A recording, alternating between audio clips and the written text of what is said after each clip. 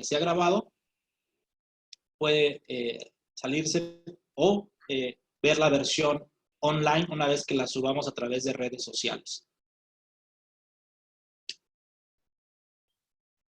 Les pedimos que por favor no habilitemos el micrófono ni la cámara, ya que serán desconectados de manera automática. Por el momento, les comentaba, vamos a estar trabajando a través del chat a fin de que dejemos, de hecho, al final vamos a dejar un espacio para preguntas y respuestas. Ahora sí, ya para entrar en materia, esta plática, les comentaba, tiene la finalidad de hablar sobre aquellas consideraciones de las empresas en la parte laboral y en la parte fiscal. 2019 es la que se está pagando ahorita, se debe de pagar ahorita, para efectos de las personas morales. Para efectos de las personas físicas, ahí les vamos a hablar hasta dónde se movió la obligación de pago de la PTU 2019. También comentarles que pues, para poder prestar un servicio integral y multidisciplinario, pues en Sartax tenemos la fiel teoría de que a través de alianzas podemos hacernos llegar a través de asociados o especialistas en la materia, siempre buscando dar una sola cara, pero también proveyendo de experiencias igual o mayor a las que se pueden encontrar en el mercado, en otras firmas. Por ello, tenemos el placer de presentarles nuevamente al licenciado Ernesto Fernández. Él es abogado especialista en la parte de Derecho Laboral, expresidente de la Comisión Laboral de Coparmex, aquí en Querétaro.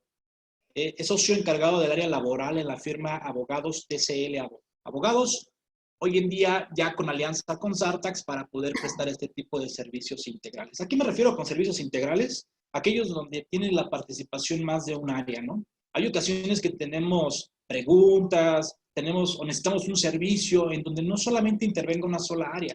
Aquí les estamos dando espacio para que podamos tener al especialista en la parte laboral, a la parte fiscal, a la parte de seguridad social, y en otras ocasiones hay que involucrar todavía más áreas, ¿no? Entonces, de que podemos, podemos. La idea es estar en la situación correcta.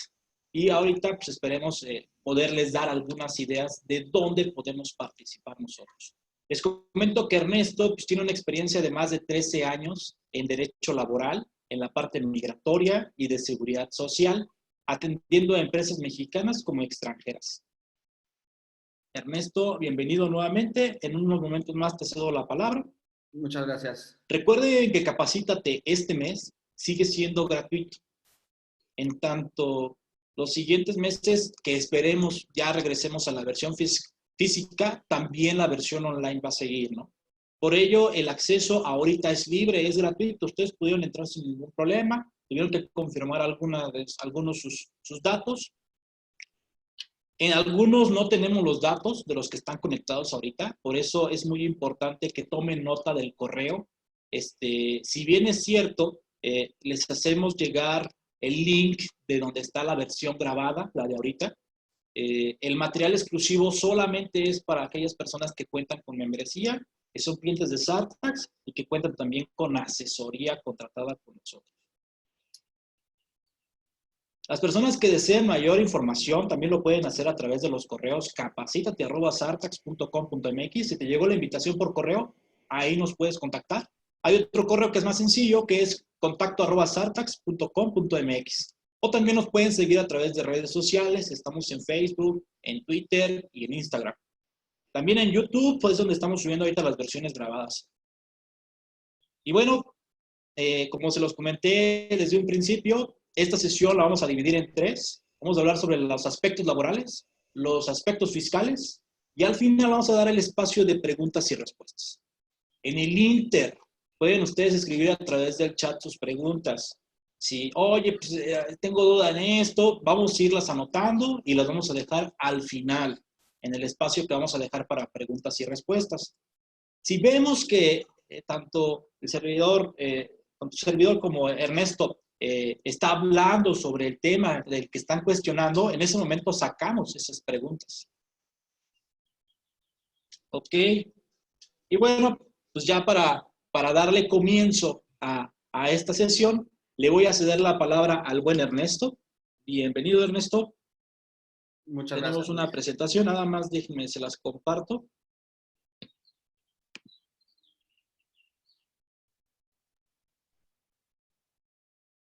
Adelante, mi estimado Ernesto. Muchas gracias, Luis. Buenos días a todos. Perdón. Entonces, ahí está. Listo. Buenos días a todos. Pues les vamos a hablar de los fundamentos legales y la obligación del reparto de utilidades, como bien mencionaba Luis. Al respecto es importante aclarar que el reparto de utilidades es un derecho laboral, no es un impuesto. Entonces, las personas que tienen la legitimación para poder reclamar pues son los trabajadores. Por eso es que en la práctica es una prestación que es muy raro que se llegue a condenar. Vamos a platicar más adelante al respecto. Pero de lo que nos debemos de cuidar o lo que se deben de cuidar un poco más las empresas son de las multas, de las auditorías, que son de alguna forma las que llegan a revisar si hemos estado cumpliendo, a que los trabajadores o los sindicatos lleguen a reclamar o reclamar que están mal pagadas. Eso no digo que no pueda pasar, pero es menos común. Esta obligación está regulada en el capítulo 8 de la Ley Federal del Trabajo, que es a partir del artículo 117, donde se menciona la obligación precisamente de las empresas de repartir las utilidades y el porcentaje que determine la Comisión Nacional para la participación, ¿no?, de los trabajadores en el reparto de utilidades. Esa comisión ha determinado que es el 10%, lleva bastantes años haciendo ese 10%, no quiere decir que no vaya a cambiar o que no pueda cambiar, pero bueno, por lo pronto es el 10%, ¿no? Y así seguirá siendo.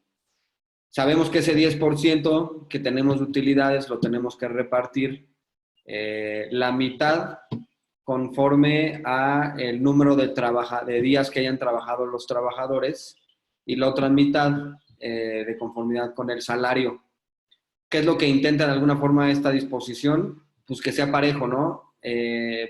Buscar aquí el equilibrio y que las personas que trabajaron en una empresa durante un ejercicio fiscal, esas personas se vean beneficiadas de las utilidades.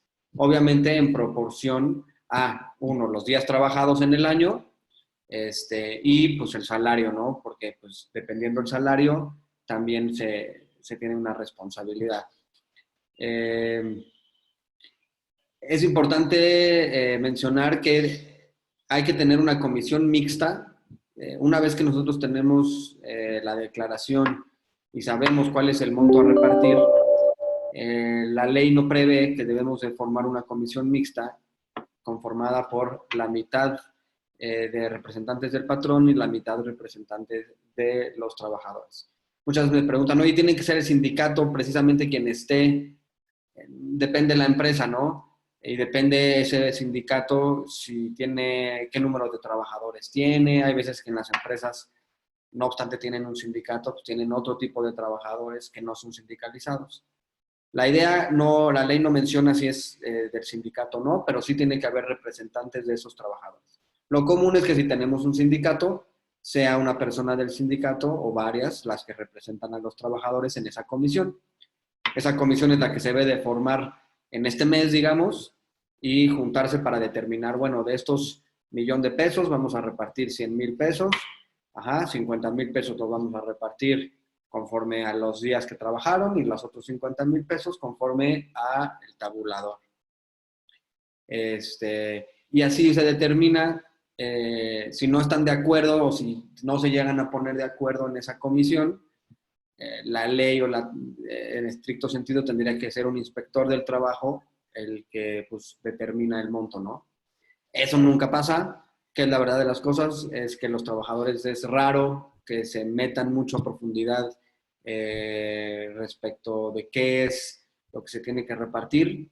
Sabemos todos que incluso ya un análisis fiscal profundo respecto de si está bien calculado o no el reparto de utilidades, pues es muy técnico. Entonces es complicado que los representantes de los... No es que no se pueda, pero es complicado que se metan, ¿no?, tan al fondo.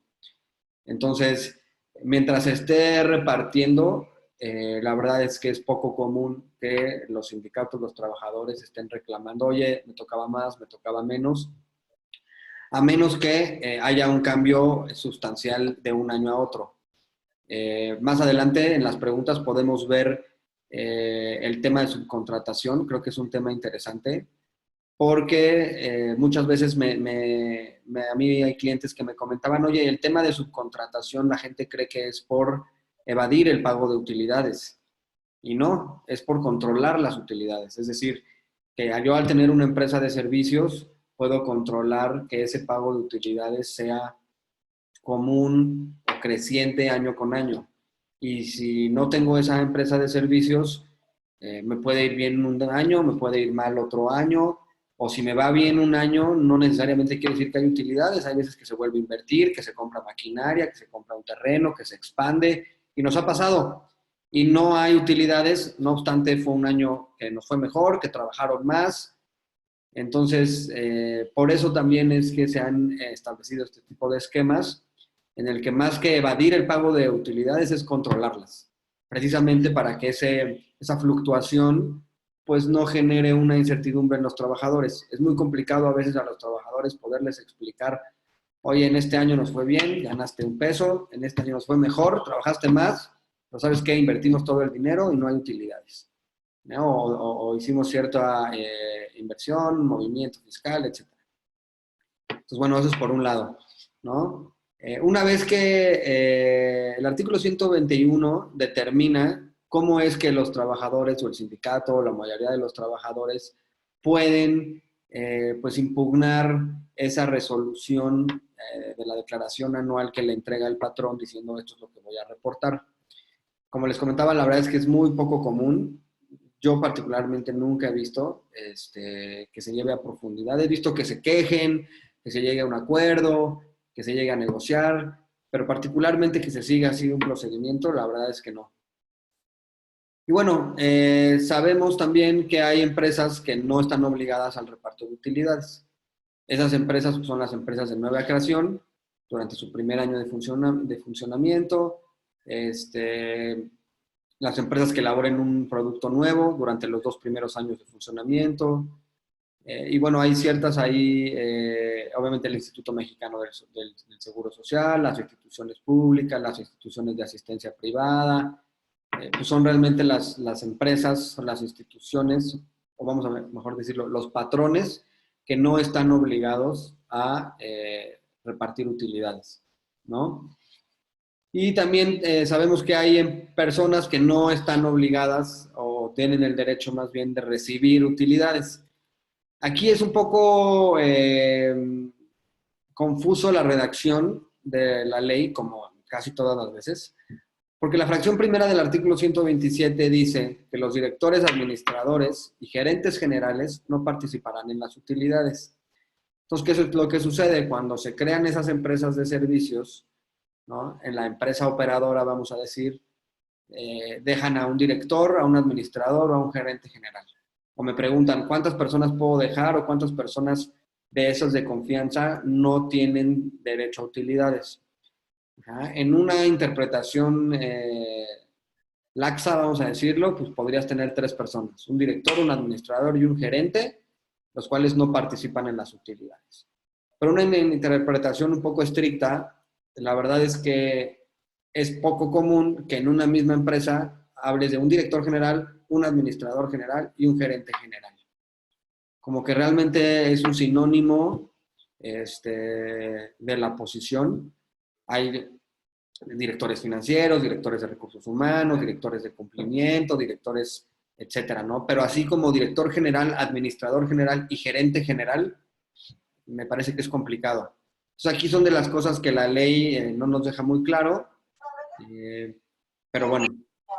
Ahora también es importante que los trabajadores de confianza tienen topado, ¿no? En la fracción segunda habla ahí de cómo se maneja el tope para los trabajadores de confianza.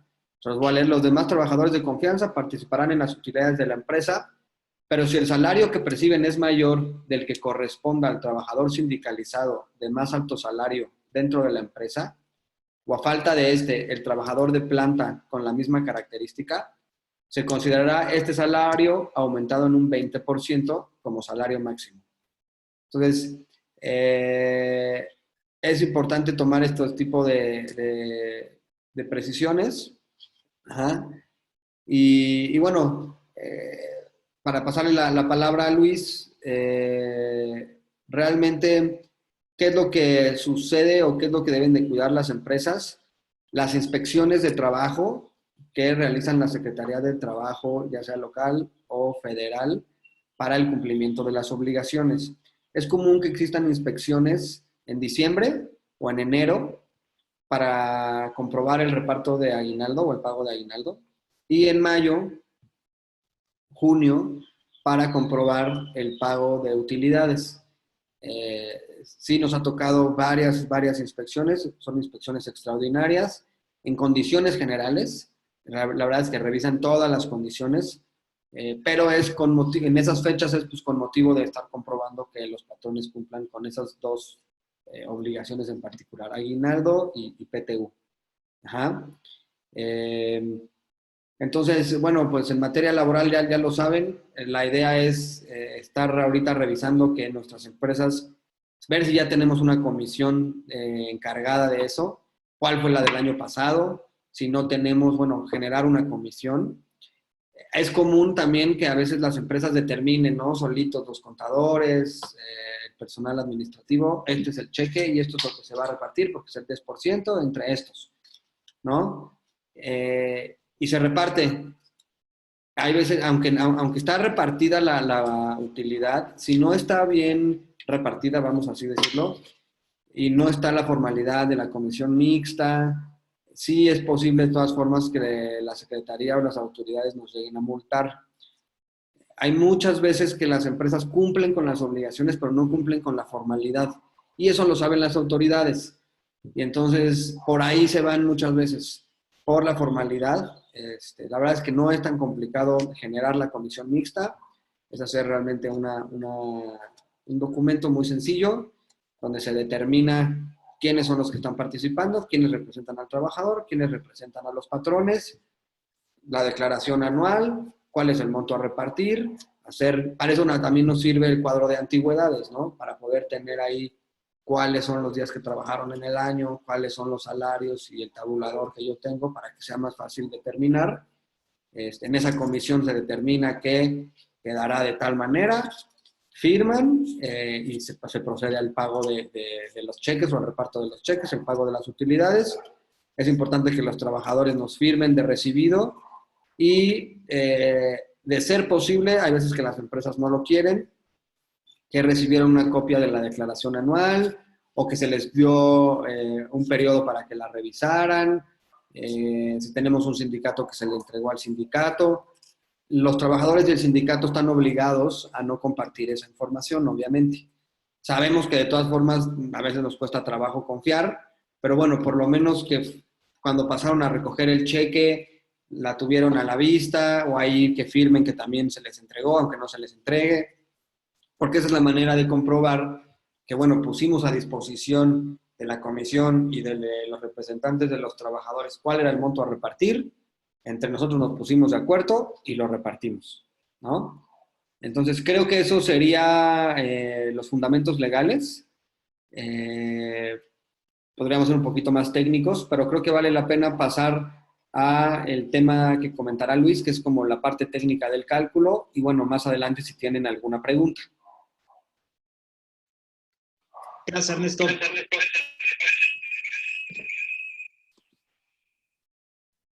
Perdón, ¿eh?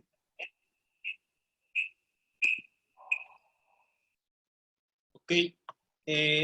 Comentábamos, Ernesto, que hay unos puntos finos antes de entrar a la parte del cálculo y a la parte práctica. Los puntos finos radican principalmente en qué pasa con aquella PTU que no se cobró en el ejercicio. Y también aquella posible PTU que se puede determinar con motivo de facultades de comprobación de la autoridad. ¿Qué quiero decir con eso? Llega el SAT ahorita, te está revisando el ejercicio de 2017 y determina que tu resultado fiscal era menor a lo que tenía que haber sido, ¿no? Es decir, deducciones de más, ingresos acumulables de menos. Entonces, determina un resultado superior. En efecto, en cascada, debería de también determinarse una PTU adicional a la que en su momento tal vez se determinó, ¿no? Y ahí es donde nos quedamos nosotros, oye, pues entonces, ¿qué va a pasar con esa PTU que se determinó de 2017, es un ejemplo, y, y que ahorita con motivo de la complementaria que me están exigiendo a través de facultades de comprobación, pues a quién se la reparto, ¿no? Porque ahorita, si yo hago el conteo, pues a lo mejor nada más hay un 50% de los trabajadores que estaban vigentes en ese año 2017, ¿no? Y también la pregunta era la de, oye, pues ahorita la del año pasado, lo que comúnmente hacen las empresas es, oye, la que no se cobró el año pasado, súmasela a la de este año, cuando a lo mejor todavía no ha pasado el tiempo necesario en la parte legal para hacer ese procedimiento. No sé qué opines, mi estimado, o qué comentario podamos decir adicional. Sí, sí, claro, Luis, muchas gracias. Mira, ahí volvemos a lo mismo. La Ley Federal del Trabajo tiene muchas inconsistencias y no es muy clara. Ajá. Efectivamente, hay una fracción, dejen ahorita nada más checar, ahorita les digo, en la que menciona precisamente que es en el artículo 122, el importe de las utilidades no reclamadas en el año en que sean exigibles se agregará a la utilidad repartible del año siguiente. Entonces ahí podemos entrar nosotros a una confusión porque hay que saber distinguir muy bien cuándo es exigible una obligación y cuándo no es exigible, ¿no? Entonces la misma Ley Federal del Trabajo establece que los trabajadores los trabajadores tienen un año para reclamar sus derechos, ¿no? Ya sea el aguinaldo, salarios, comisiones, pago de PTU, etcétera. Un año a partir de que la obligación es exigible, ¿no? Y los beneficiarios o familiares, por lo general, de los trabajadores, tienen 2 años para reclamar esos derechos. Entonces, si tenemos a los trabajadores o una revisión fiscal hizo que la utilidad aumentara, bueno, esa utilidad la tenemos que repartir. Primer punto. Ajá. Si tenemos a los trabajadores 50% que todavía trabaja con nosotros, bueno, pues muy fácil, sobre esos 50% a ellos se los entregamos. Ajá. Y por la otra mitad, la otra mitad, si no se los vamos ahora que lo vamos a repartir, tenemos que esperar y ver cuánto renunciaron esos trabajadores. Si esos trabajadores ya renunciaron hace más de 2 años, bueno, ese dinero lo podemos repartir entre los demás trabajadores y agregarla precisamente al otro ejercicio. Sin embargo, si esos trabajadores ya no los localizamos, pero no tienen más de 2 años que no los localizamos, en teoría tenemos que esperar y tener ese dinero en reserva por si uno de los trabajadores o uno de sus familiares nos llega a reclamar. Eso, la verdad, es rarísimo que pase, ¿no? Es muy poco común. Si de por sí tenemos trabajadores que se van y no reclaman ni su salario, pues es poco común. He visto muy, muy poquitas veces que resulta que se murió, que algún trabajador venga a demandarnos, etcétera. Sin embargo, bueno, pues si nos cae una auditoría, pues sí podríamos nosotros decir, y no queremos o de alguna forma repartir ese dinero todavía, pues sí tenemos el argumento de decir, oye, ¿sabes qué? Yo no, este dinero, no obstante, lo tengo que repartir y los trabajadores ya no están aquí, todavía no lo puedo yo repartir porque todavía no sé si alguno de sus familiares va a venir a reclamármelo. Entonces, por lo menos 2 años lo tengo que tener guardado. Ajá. Una vez que ya terminaron esos 2 años, bueno, pues ahora sí, como bien dice esa fracción, pues puedo incluirla en las utilidades que voy a repartir.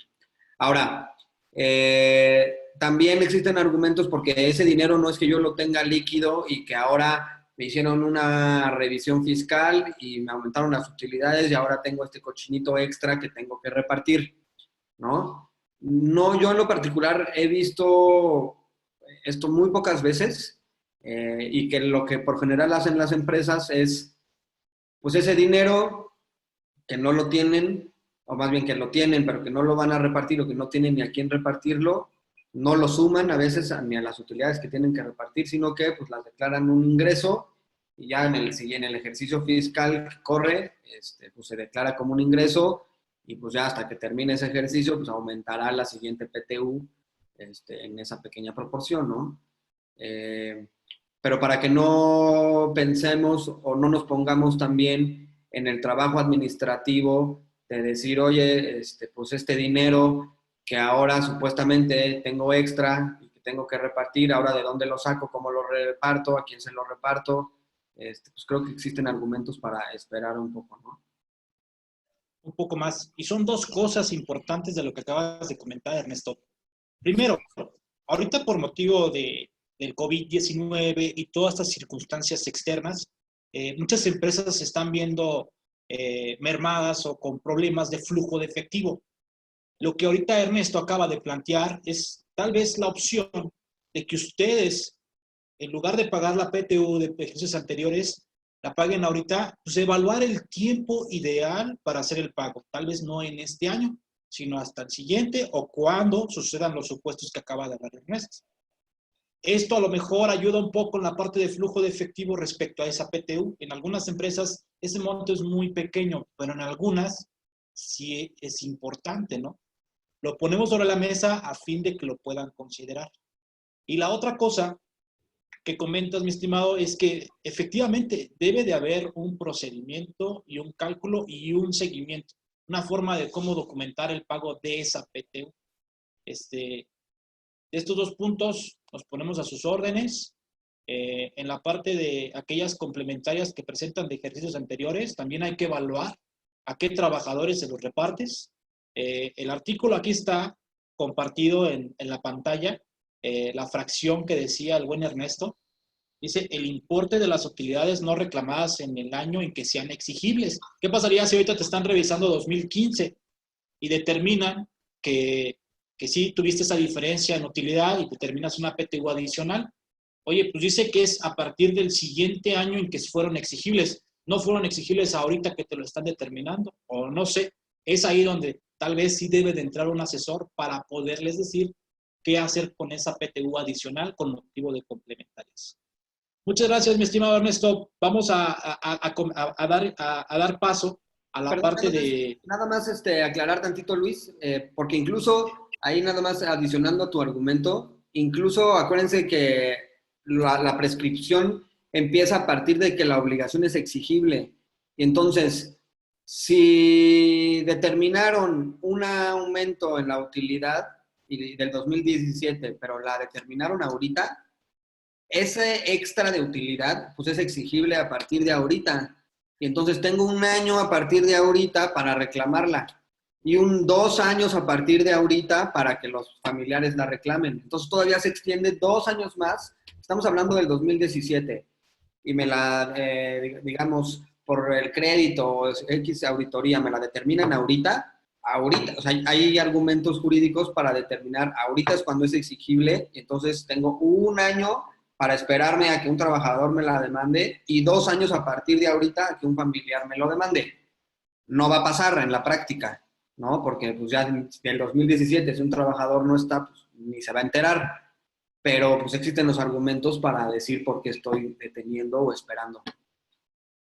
Ahora, si se toma la opción de no incrementarla a las demás utilidades, la otra opción de acumularla a los ingresos, en lugar de que se vuelva disminuible esa PTU, se va a volver acumulable, pero el efecto en teoría va a ser el mismo, ¿no?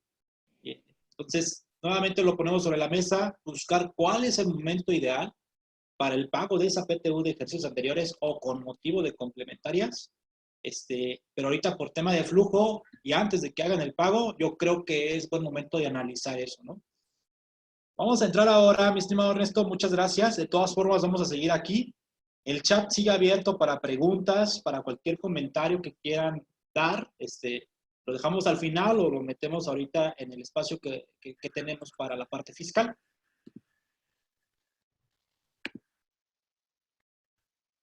Consideraciones fiscales. Cuando hablamos de las consideraciones fiscales, pues ya más o menos nos habló el buen Ernesto sobre la parte teórica, de dónde nace el pago de la PTU, viene desde la Constitución. Son servicios 2019. Trabajadores que estuvieron vigentes en el 2019, es lo que se está pagando ahorita, tanto para personas morales como para personas físicas. Algunos nos han dicho, oye, con motivo del COVID-19, ¿hay algo que nos saque del tema de pagar la PTU? No. Y hasta ahorita lo han visto, no lo hay.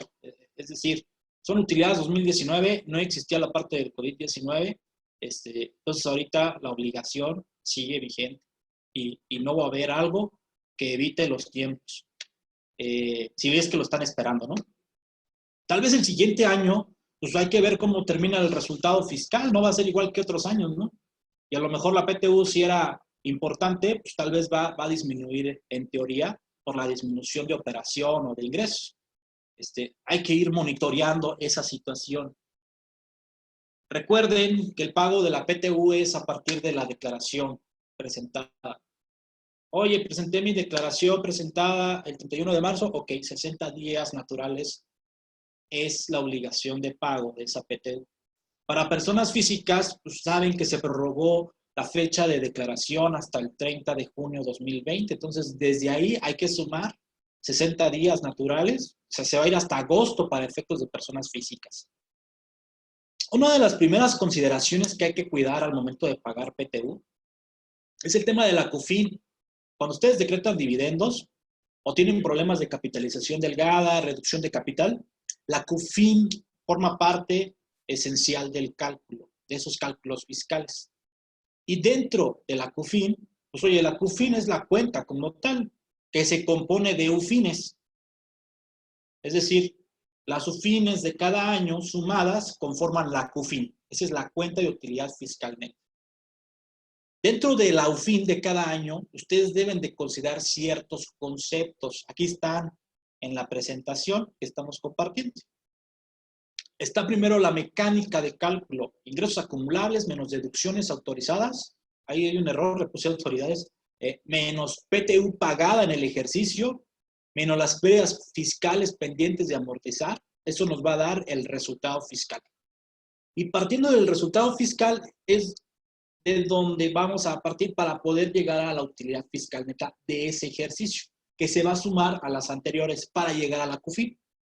Hay que quitar los no deducibles, ¿no? ¿Cuáles? Luego los vemos cuando tengamos un cálculo de CUFIN. PTU pagada en el ejercicio se debe de disminuir de ese resultado fiscal. Si ustedes se dan cuenta, antes de llegar al resultado fiscal, en la fórmula que está del lado izquierdo de su pantalla, ahí está ya la PTU pagada del ejercicio. Pero cuando ustedes se van a la disposición de cómo determinar la UFIN, nuevamente ponen la PTU pagada en el ejercicio. Parece ser que hay doblete, ¿no? Pero pues no debe de haber doblete, porque por eso existe un criterio normativo, que es el criterio 36 de ISR, anexo 7 de la resolución de seguridad fiscal. Ahí están los criterios normativos. Y ahí te dice que la PTU pagada, cuando estás determinando la utilidad fiscal neta, no debería de estarse restando. Se resta al momento de llegar al resultado fiscal. Es muy importante en dónde la restan, ¿no? Oye, pues mejor no la resto en resultado fiscal y mejor la resto acá en la UFIN. No, es ese orden. En el resultado fiscal se debe restar la PTU, en la UFIN no. ¿Por qué? Porque a lo mejor restando la PTU en el resultado fiscal, pues llega a cero, ¿no? Y de ahí partes de cero para empezar a hacer tal vez UFINes negativas. El mensaje de este punto es que la PTU pagada en el ejercicio solamente se resta una vez para efectos del cálculo de la CUFIN, de la UFIN de ese año. El criterio normativo así lo señala y así va a actuar la autoridad cuando les esté revisando su CUFIN. Ahora bien, ya que vimos la fórmula de cómo se determina ingresos acumulables, menos deducciones autorizadas, menos PTU pagada, menos pérdidas fiscales pendientes de amortizar, ese es nuestro resultado fiscal, ¿no? Pero a veces nosotros los contadores lo vemos a nivel conciliación contable fiscal, que es como una forma de comprobar la fórmula que vimos en la slide anterior. Deberíamos llegar a lo mismo, antes de PTU pagada y pérdidas fiscales pendientes de amortizar. Deberíamos de llegar a lo mismo. La conciliación contable fiscal, para los que no la conocen, se las estoy mostrando ahorita. Las palabras, la IFNC es ingresos fiscales no contables. La ICNF es ingresos contables no fiscales. deducciones fiscales no contables y deducciones contables no fiscales. Partiendo de un resultado contable, en la conciliación contable fiscal, pues tenemos que quitar o adicionar lo que contablemente no está o que está, o lo que fiscalmente no está o está. Para esquematizar el cálculo de PTU, lo estoy poniendo muy sencillo, ¿no? Partiendo de un resultado contable, es el mismo en la tabla de ISR y de PTU. Quitando la parte de ingresos fiscales no contables, son los mismos, ingresos contables no fiscales, ingresos fiscales no contables, ingresos contables no fiscales, deducciones fiscales no contables. La única diferencia en su conciliación cuando están viendo PTU e ISR es en deducciones contables no fiscales. En el rubro de ingresos exentos de los trabajadores, fracción 30 del artículo 28 de la Ley del Impuesto sobre la Renta. Para efectos de la PTU, ese no deducible no aplica. No debería de estar. Por eso lo pongo de amarillito. Ahí es donde está la primera diferencia entre su conciliación para efectos de ISR y su conciliación para efectos de PTU. Si ustedes se van a la fórmula de la slide anterior, pues van a tener una determinación muy similar. Esta tal vez, la que les estoy mostrando es la de ISR. Para efectos de PTU va a ser lo mismo, de la PTU. Sin embargo, deducciones autorizadas o el rubro de la PTU no se va a encontrar, ¿no? PTU es disminuible. Pero tampoco se va a encontrar la parte de ingresos exentos de los trabajadores. Partiendo de estas cuatro rubros de la conciliación contable fiscal, llegamos a una utilidad fiscal. Eso es lo que es antes de la PTU pagada en el ejercicio y de las pérdidas fiscales pendientes de amortizar. Si se dan cuenta, también para la PTU no se considera la PTU pagada, ni tampoco se consideran las pérdidas fiscales pendientes de amortizar de ejercicios anteriores. Entonces, en teoría, aquí es donde determinamos la base para PTU, que es la que se va a multiplicar por la tasa del 10%, y esa es la PTU a repartir el siguiente año a los trabajadores que estuvieron activos en este año. Activos que a lo mejor siguen vigentes o de los que no siguen vigentes, que por separación o que por despido voluntario, ya no están, ¿no? Del lado izquierdo, lo que les estoy mostrando es la fórmula que les comentaba en la slide anterior. Ingresos acumulables, menos deducciones autorizadas, menos PTU. Esta PTU sí puede generar pérdida fiscal dependiente de amortizar.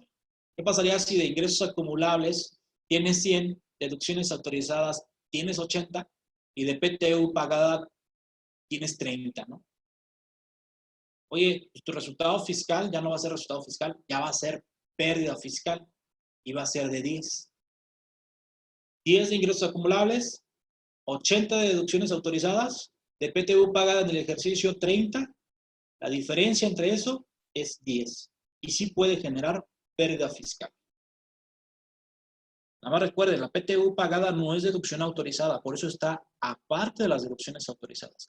Lo comento de esta forma porque más adelante vamos a hablar sobre si la PTU pagada exenta debería estar limitada conforme a la fracción 30 del artículo 28, lo que es los ingresos exentos de los trabajadores.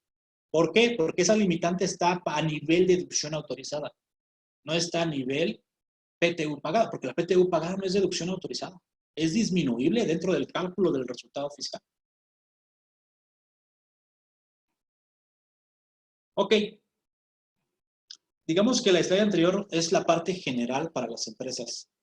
Oye, pues esto, ¿dónde lo van a sacar? Pues de su declaración anual del ejercicio. Y ahí es donde van a obtener estas cifras.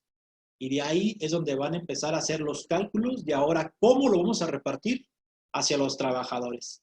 El cálculo es muy sencillo y me imagino que la mayoría de las personas ya lo conocen, ¿no? Pongamos atención en la segunda tabla, la que está abajo. La tabla dice que de PTU a repartir son 100 pesos. El cálculo dice que esos 100 pesos los debes de dividir entre 2. ¿Por qué?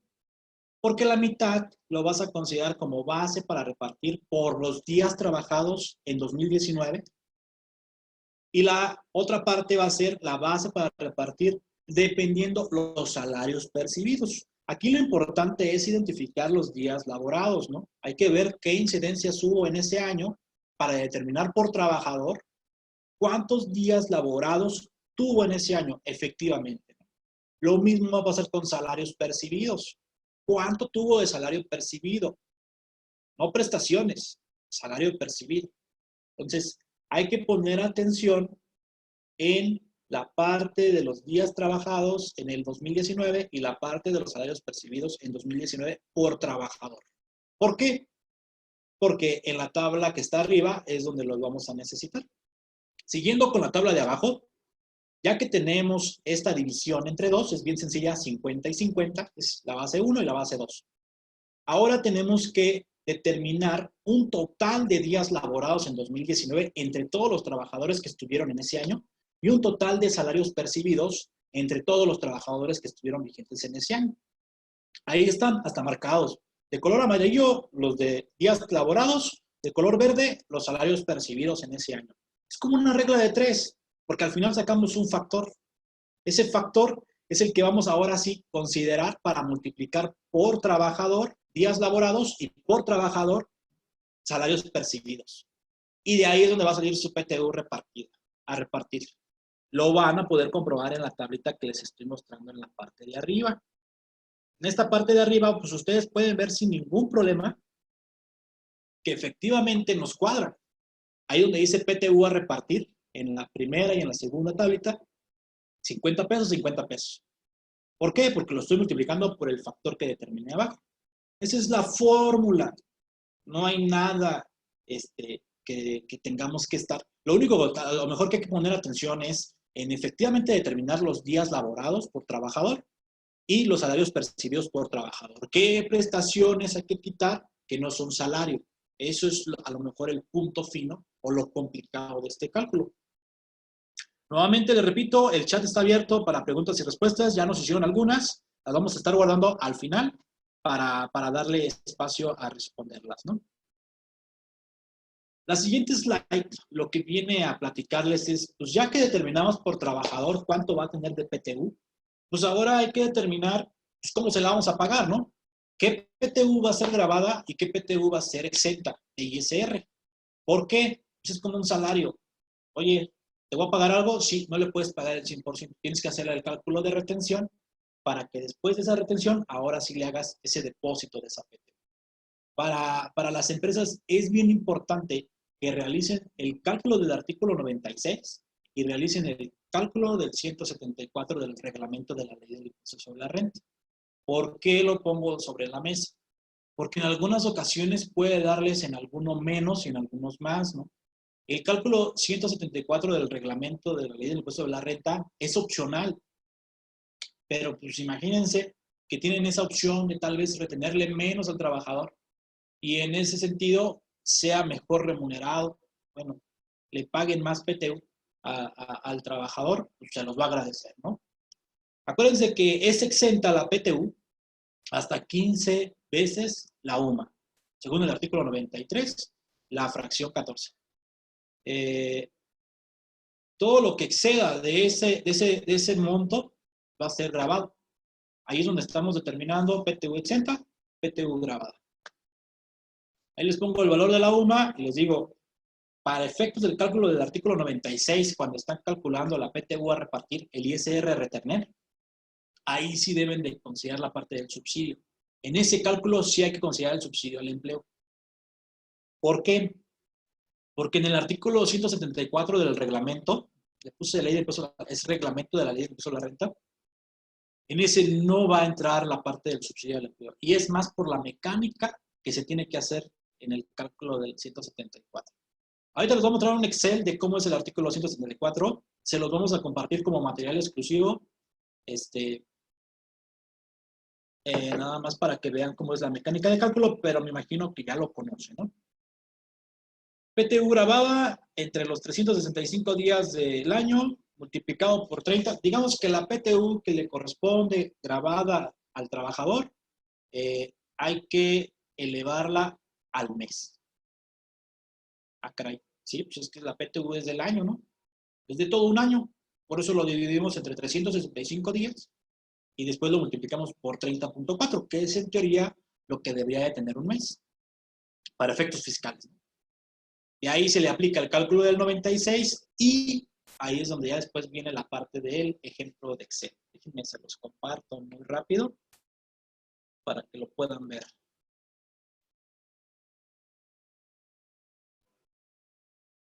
También.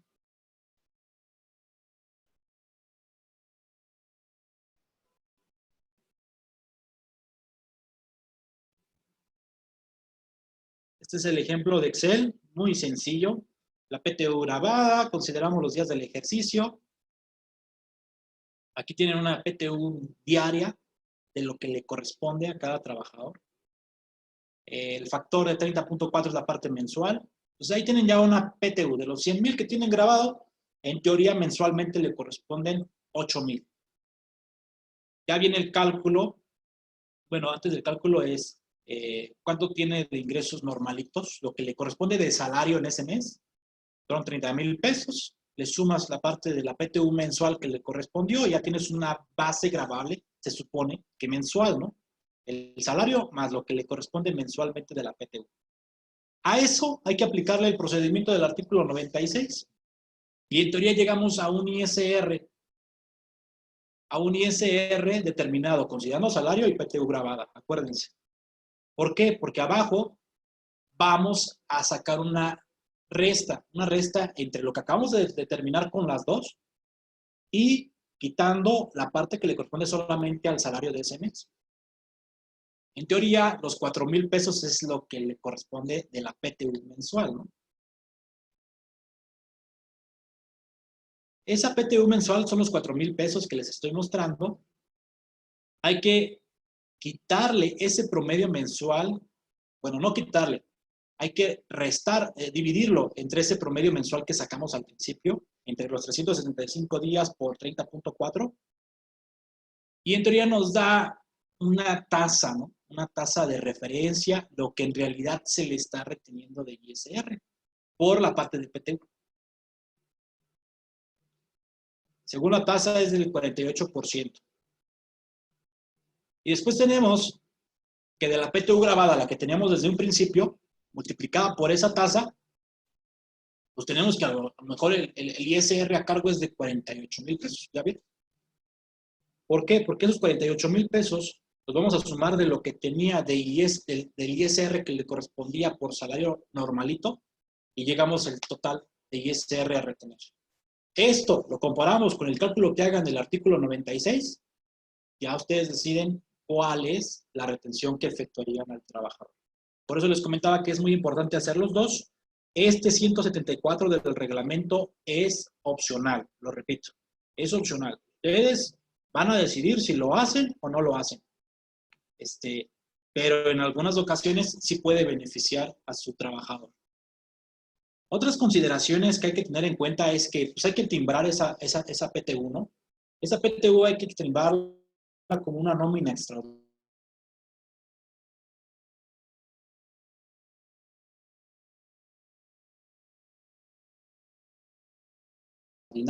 Que les decía de la PTU exenta pagada, si debe delimitarse o no conforme a la fracción 30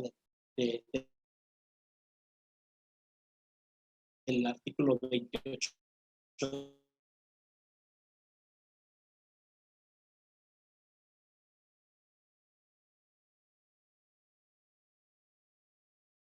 Oye, pero pues es a efectos de ISR. Y como lo comentamos desde el principio, la PTU es disminuible. Por eso es muy importante se evalúe cuánto es el impacto, principalmente para aquellas empresas que son prestadoras de servicios y que pues la mayoría de su gasto es la nómina, ¿no?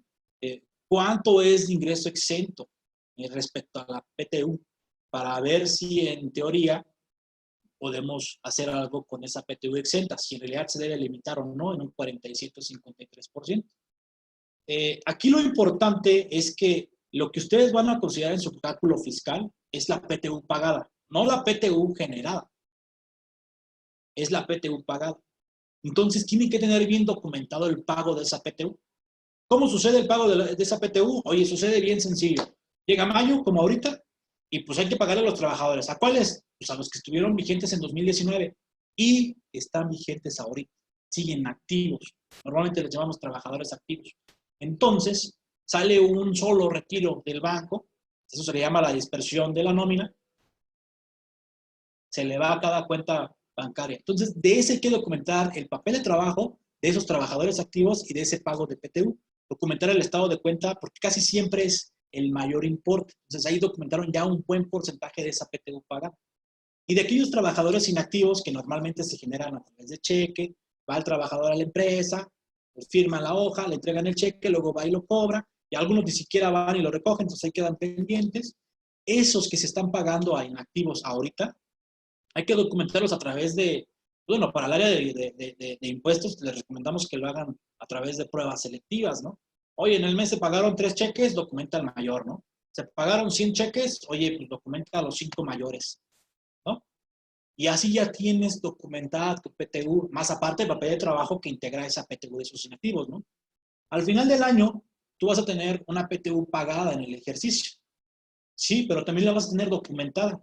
Documentada con estado de cuenta, transferencia, inclusive registro contable, ¿no? Acuérdense que, aunque no sea deducción autorizada, pues lo más recomendable y lo que la autoridad pudiera llegarles a pedir si está revisando ese rubro es esta información que les comento, más el CFDI que están. Todo eso debe hacer sentido con los CFDIs que están timbrando respecto al pago de la PTU. También les recuerdo que a veces pues esas PTUs o esas cuentas contables de esa PTU, a veces la viciamos con algo más, ¿no? Entonces también es muy importante hacer una conciliación contable en donde ustedes puedan decir que esa PTU está bien conciliada contra sus registros contables, a nivel balance y a nivel estado de resultados. Porque a veces lo que dice la contabilidad es completamente diferente a lo que en realidad es la obligación de pago, ¿no? Entonces, pongan mucha atención en la parte del registro contable. Papeles de trabajo, hay que documentarlos. La PTU pagada es antes de retenciones. A veces nos pasan el comprobante de pago y es lo que consideran para los cálculos fiscales. No, eso ya es sin retención. Hay que considerarlo antes de la retención, lo que nos llevamos a los papeles de trabajo fiscales. Les pongo sobre la mesa nuevamente la parte de la PTU exenta, si en realidad debería de meterse al cálculo del 47 o 53% de la fracción 30 del artículo 28. Hay otros conceptos que también se pueden evaluar si en realidad deben o no estar dentro de esta limitante. Más notas importantes. Bueno, yo creo que no lo vamos a brincar. Vamos a entrar ya a la parte de preguntas y respuestas. Mi estimado Ernesto, ¿sigues ahí? Bueno. Sí, Luis, aquí estamos. Bien, entonces, vamos a revisar el chat, a ver qué tenemos. Permite. En el chat nos están preguntando lo siguiente. En el caso de extrabajadores, cuando tengo la obligación de pagarlas, me imagino que la PTU, ¿es dentro de los 60 días también? ¿O cómo puedo comenzar a pagarla en junio? La pregunta es, ¿cómo puedo comenzar a pagarla en junio? Pues mira, realmente ahí la obligación no es tan puntual porque pues, la autoridad obviamente comprende que pues depende si lo puedes localizar a los trabajadores y si estos pueden acudir a recoger su cheque. Mientras tú, si llega una auditoría, puedas de alguna forma demostrar que tienes ese dinero o esos cheques apartados, o por lo menos determinado qué personas son a las que les corresponde y que estás en el proceso de localizarlos, informarles en la medida de lo posible, yo creo que es suficiente. ¿Por qué? Pues porque en la práctica es muy común que ya nunca vuelvas a saber de ellos y que ese dinero pues no lo puedas entregar y por lo tanto tengas que guardarlo 2 años y una vez que terminen los 2 años, pues bueno, ya como habíamos mencionado, ¿no? Pero no se preocupen, ahí la autoridad no nos va a revisar tan puntual que dentro de los siguientes 60 días hayamos cumplido con el pago a los ex trabajadores. Ok. Hay otra pregunta, mi estimado, dice, ¿vamos a repartir utilidades para 29 personas, ya quitando al gerente general? Si no tenemos personal sindicalizado, ¿cómo se debería determinar cuál es el empleado que se debe de considerar como tope? Bueno, depende a qué se dedique la empresa, pero acuérdense que aquí tenemos que primero celebrar la comisión mixta. Aunque sean trabajadores no sindicalizados, tenemos que tener a alguien a quien represente al patrón, que por lo general es el director de recursos humanos, el director de finanzas o el director general en este caso, y otros dos que representen a los trabajadores, los que tengan mayor antigüedad. Ajá. Y en ese caso, pues vamos a ver, tendríamos que revisar a qué se dedica la empresa para el trabajador de categoría más alta que no realice actividades de fiscalización, revisión, es decir, que no sea de confianza, sería el tope, sería la categoría similar, equivalente a la sindicalizada. Ok, hay que evaluar quién es el de categoría más alta para llegar a ese tope. Que no haga trabajo, dependiendo de la empresa. Habría que revisar mucho las posiciones de cada empresa, pero por lo general acuérdense que se divide en dos, ¿no? Los trabajadores sindicalizados, que son los que hacen labores de fiscalización, revisión, auditoría, por lo general son los de finanzas, el director de recursos humanos, el gerente general, todos esos pues, son los que hacen labores de confianza y todos los demás, aunque no estén sindicalizados, hacen labores operativas porque no están supervisando a los demás ni fiscalizando a los demás, sino haciendo su trabajo. Entonces, el que tenga la categoría más alta de esos, ese. Muy bien.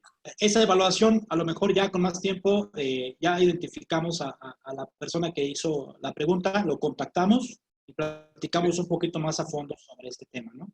Claro. Hubo otras preguntas que ya nos habían hecho. La primera es, ¿se puede hacer acuerdos para prorrogar el pago de PTU? Pero si ese acuerdo puede echarse para atrás a solicitud de cualquier trabajador activo o inactivo. No se puede prorrogar, Luis. Acuérdense que los derechos de los trabajadores son irrenunciables, todos. Entonces tú no puedes, hay derechos mínimos. Entonces tú no puedes pactar con un trabajador que le pagas el aguinaldo después del 20 de diciembre, que le pagas menos de 15 días, que tenga menos de vacaciones, que tenga menos de prima vacacional, que no le pagas horas extras, que te tardas en pagarle las utilidades. Todo eso es improrrogable y no lo podemos cambiar porque, como les comentaba, no es que sea un impuesto, es un derecho del trabajador. Entonces, en la práctica tú podrías llegar y acordar con ellos que se los pagas en agosto.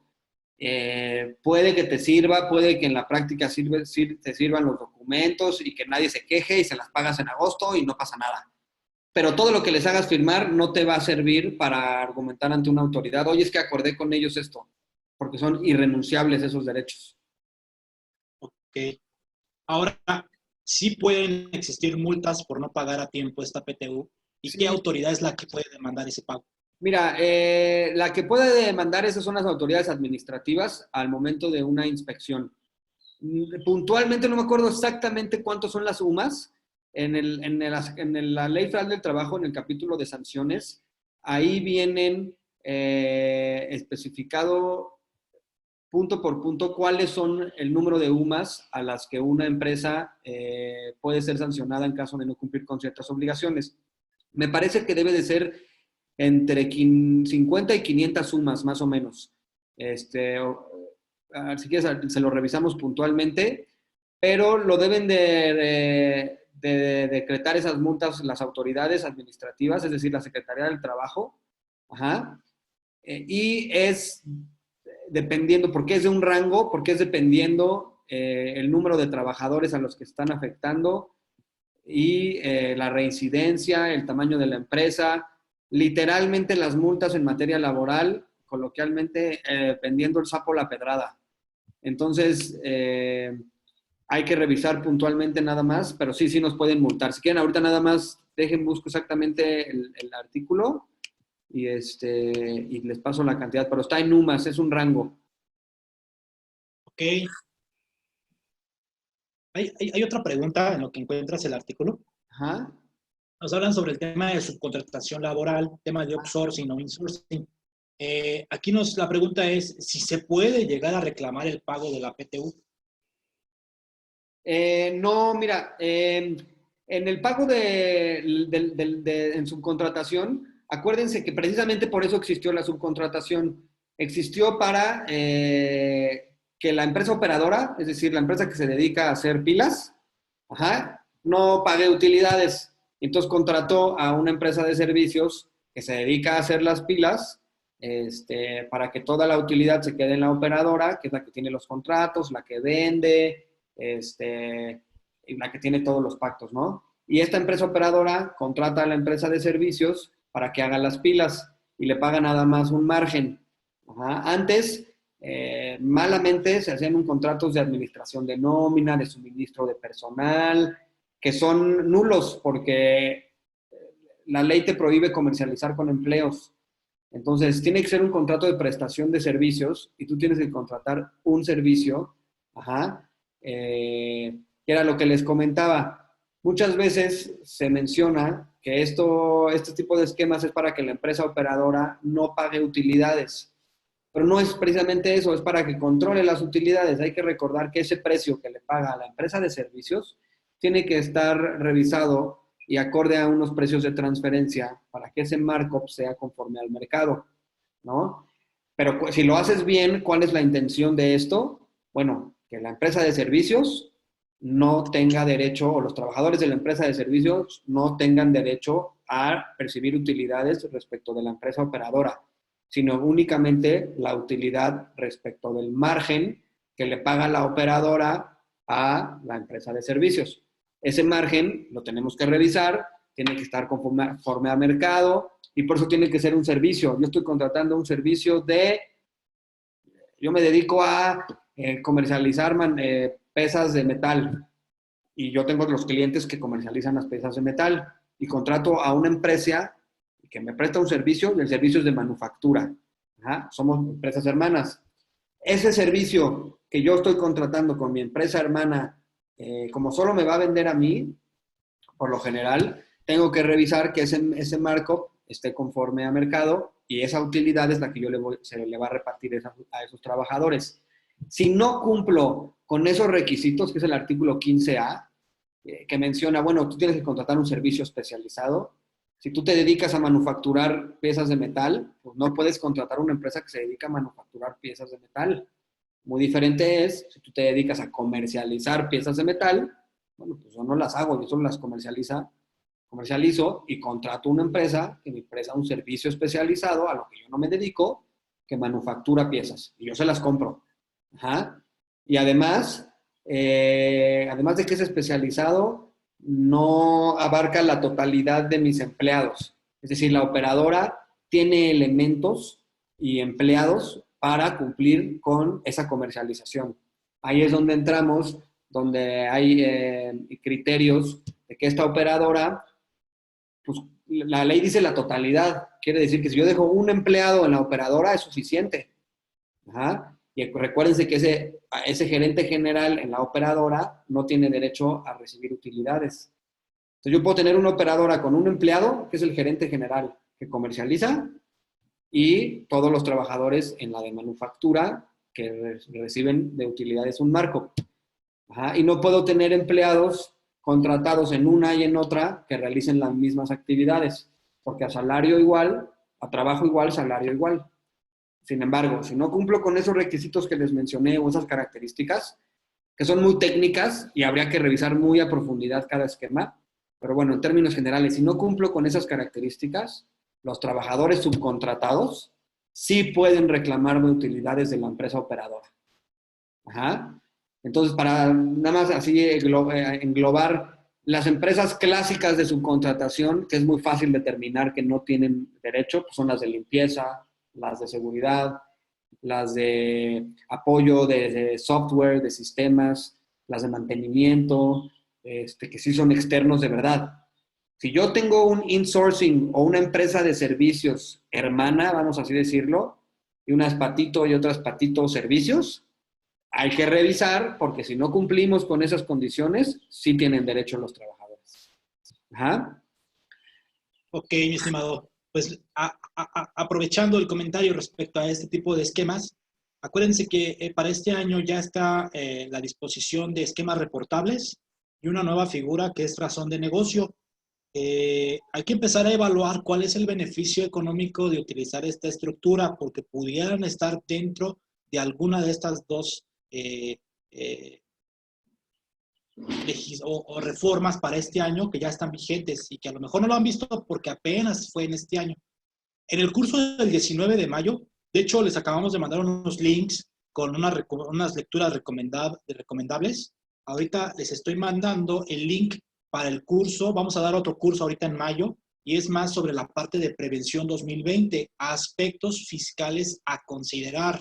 Ahorita es muy temprano, pero ya es importante que empiecen a ver cómo vamos a terminar el año, pero también qué podemos aprovechar de lo que hay en ley desde ahorita para estar preparados cuando llegue el año y no tengamos una base o hagamos eficiente el pago de impuestos, ¿no? Una de ellas es esta figura, y así como lo comenta el buen Ernesto, no solamente en la parte fiscal, hay que revisar también toda la demás estructura en la parte legal, laboral. Lo muy recomendable es un esquema de archivo de defensa que les permita estar en la situación correcta y que si no lo están, les permita corregir la circunstancia o la situación en la que se encuentran.